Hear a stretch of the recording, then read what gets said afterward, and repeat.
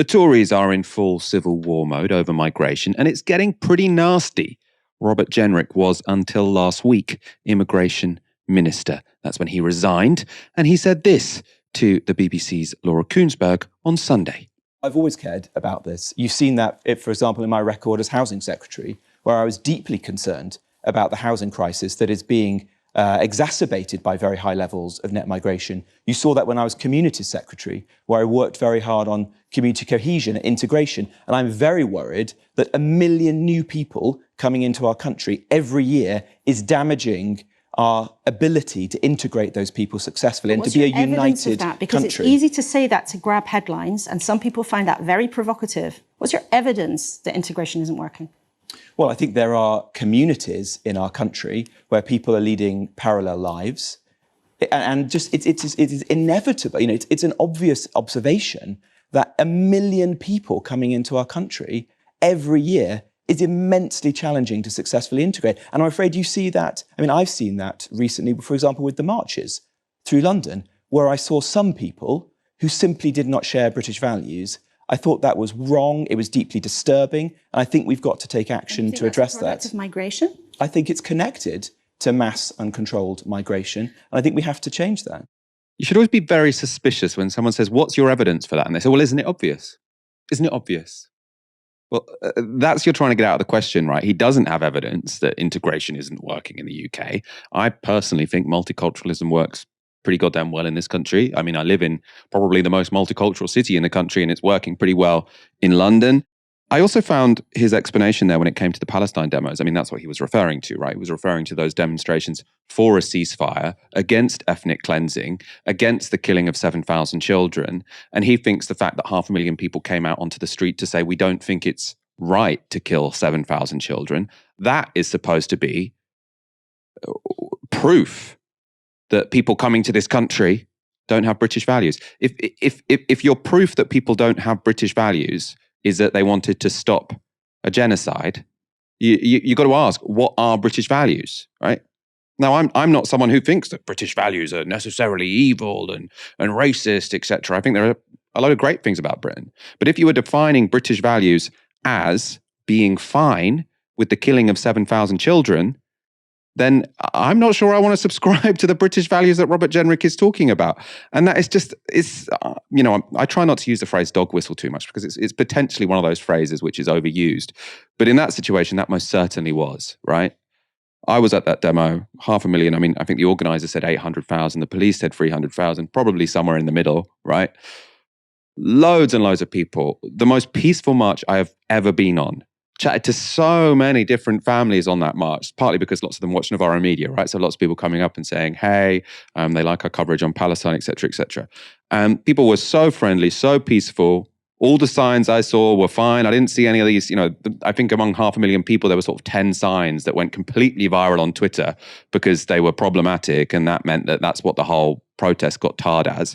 And now the fact that you've got 500,000 people who just don't like to see war, don't like to see kids bombed, that's against British value. And I mean, Robert Jenrick is essentially saying there's too many Muslims in Britain, right? That's the message he was putting forward.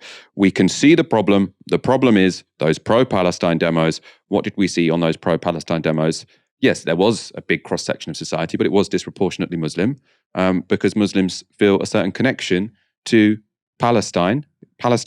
Israel-Palestine is not just a religious conflict, but many Palestinians are the majority of Palestinians are Muslim. And so obviously lots of Muslims in this country feel very strongly when their Muslim brothers and sisters are being bombed by a strong ally of Britain. So it seems as if that is evidence for the problem with migration to this country. I found it incredibly offensive. And I would actually like, to see Robert Jenrick go to that march and speak to the families that I spoke to and sort of tell them that they don't have British values. He seems to be basing this, as I say, on the sort of 10 signs that went viral on Twitter. I find it incredibly disingenuous. Robert Jenrick, of course, resigned because he didn't think the Rwanda bill was tough enough. So that's specifically relating to irregular migration.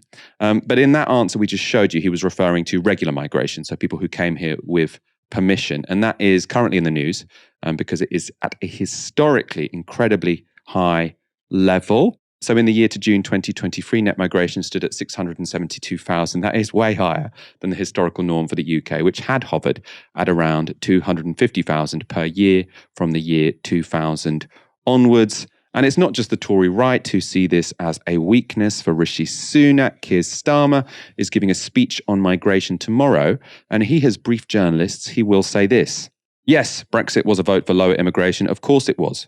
But it was also a vote for the idea that we need to renew, that hard work should be rewarded with a wage people can live on.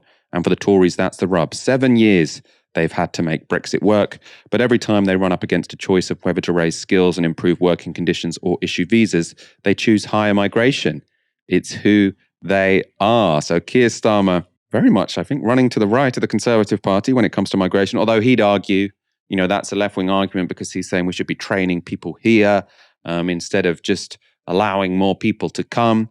Of course, one big reason we're seeing record high migration is, yes, because we have loosened restrictions to people from outside the European Union, but also our economic model, our universities are completely subsidized by international students.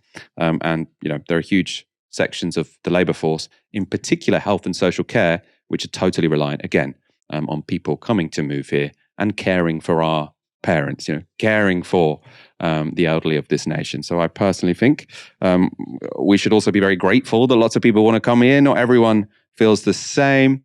I think what Keir Starmer is saying seems somewhat disingenuous. I'm not sure he even believes it.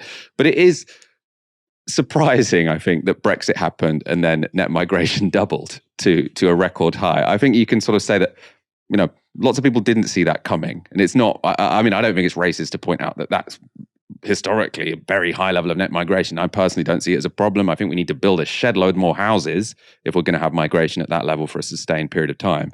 But it also brings benefits to the economy. It's kind of a vote of confidence in Britain in a way. I mean, what do you make of it? I think what's notable about the dynamic that you're describing in Britain, both on the case of these kind of radicalization of the Tory rights towards not just Rwanda, but beyond, as the case of this minister shows off. But Keir Starmer's utterly embarrassing and criminal scurry to the right of the Conservative Party against which he's running. But that dynamic is not British in nature. I know that there are specific dynamics that have to do with Brexit, the reevaluation of Britain's role in the world vis-a-vis its closest neighbors and its old colonial territories. But it's a dynamic that's also happening, right here in Washington.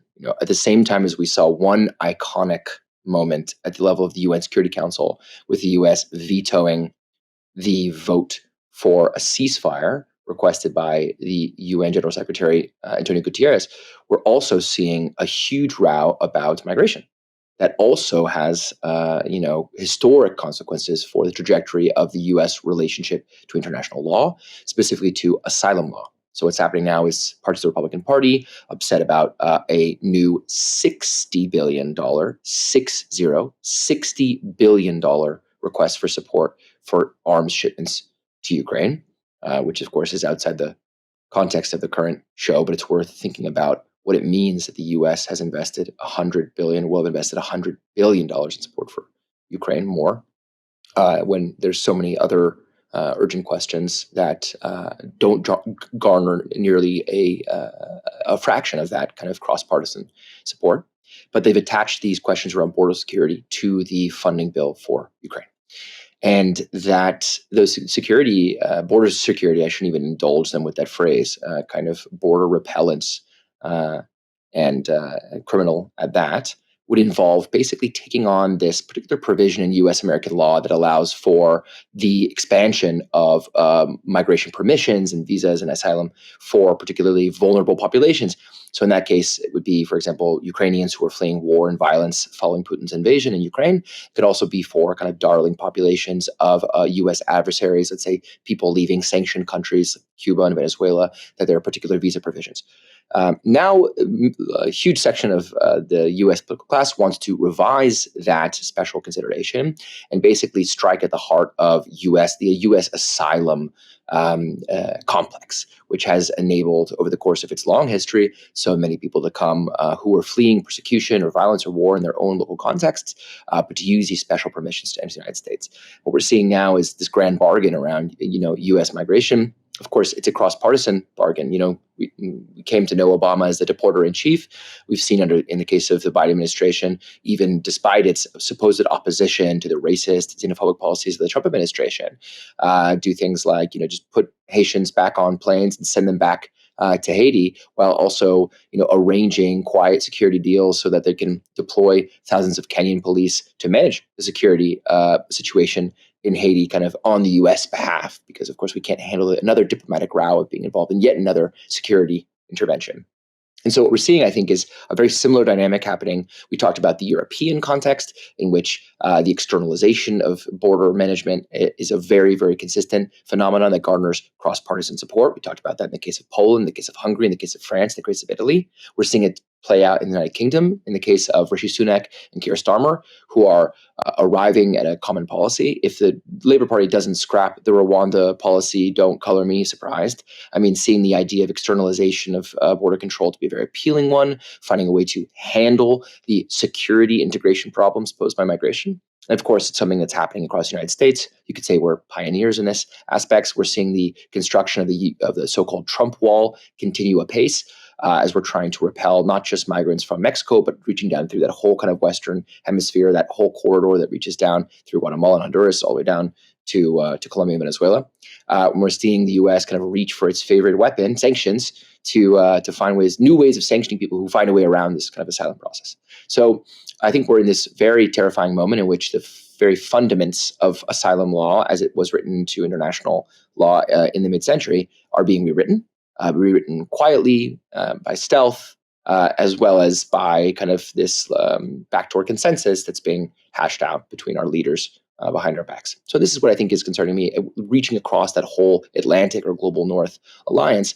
It's becoming increasingly vocal, increasingly willing to speak what would otherwise be considered a taboo about their kind of revulsion when it comes to migrants from poor countries. And we should be prepared for that dynamic to escalate as of course, a climate crisis unfolds, leading to even more of this kind of urge and pursuit of safety and security as environmental breakdown leads to a lot of dispossession around the world. Personally, on the Rwanda policy, I would be surprised if Labour kept it, because for me, the Rwanda policy is not going to work. It seems to me just a way that the Tories want to keep migration at the top of the news agenda, which Labour wouldn't really want to do.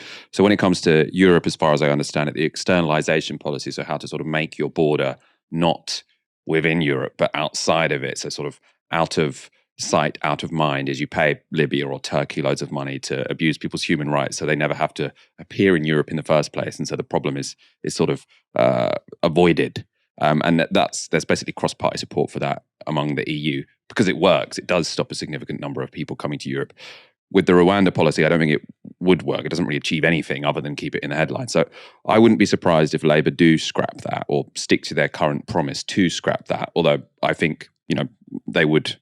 I mean, it's a bit irrelevant now to us because we're this island over there. But I think if we were still a member of the EU, for example, they would be very much in favour of keeping those payments going to Libya and keeping those payments going to Turkey to externalise Europe's borders, because that does work to stop asylum seekers coming here. I don't think that's a good thing, but it does.